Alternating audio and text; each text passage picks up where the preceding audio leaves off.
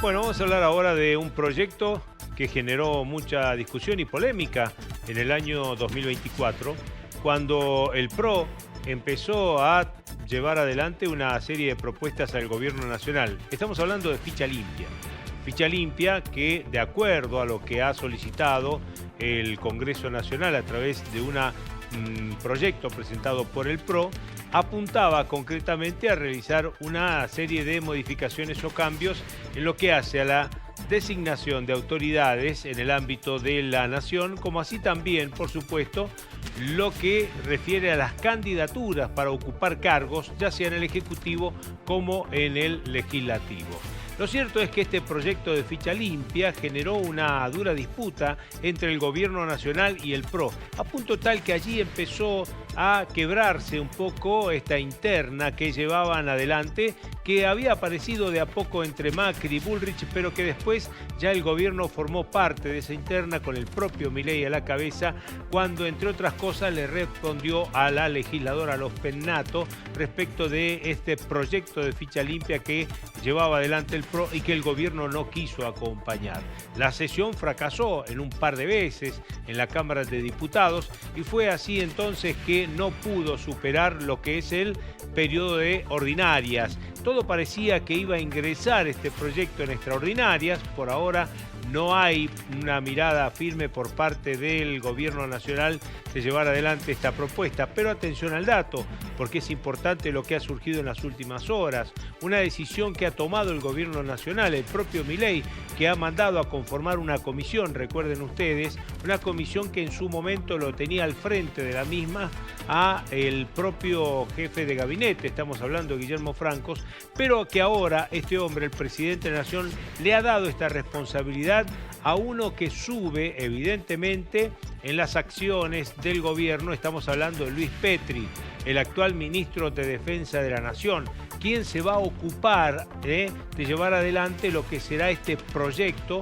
junto a algunos integrantes de este grupo, como son Alejandro Fargosi, que es un abogado constitucionalista muy conocido. Petri va a tener la responsabilidad de coordinar la comisión que trabaja el proyecto. Reemplaza de esta manera a Guillermo Francos. Pero hay un dato importante: fue convocada la diputada del PRO Silvia Los Pennato y el licenciado en Administración Gastón Marra. Los Pennato, luego de que el propio Milei se comunicara con ella para explicarle por qué había decidido no acompañar el proyecto del PRO de ficha limpia, porque entendía Milei que tenía que ser mucho más amplio. ¿Y qué es lo más amplio que pretende el gobierno? Modificar, por ejemplo, la ley del empleo público, entre otras cosas. Esta ley, la 25.184, que en definitiva generaba, entre otras cosas, la particularidad de que personas que estuvieran con alguna situación judicial tuviesen que presentar una suerte de informe judicial donde allí se pueda ver que no tiene ningún tipo de causa.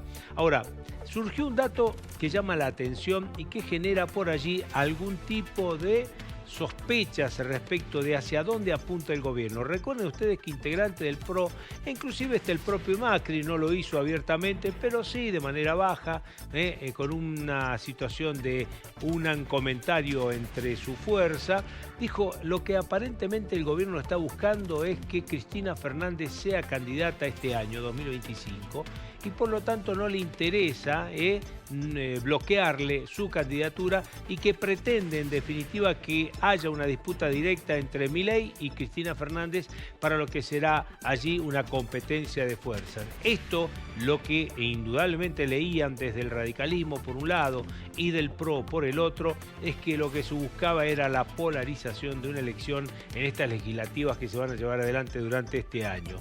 Bueno, y en este sentido hay un dato que llama mucho la atención, porque el texto indica, lo que está elaborando el gobierno, atención a este dato, es que las personas con sentencia definitiva por delitos de corrupción no puedan ser designadas o puedan desempeñarse en la administración pública nacional.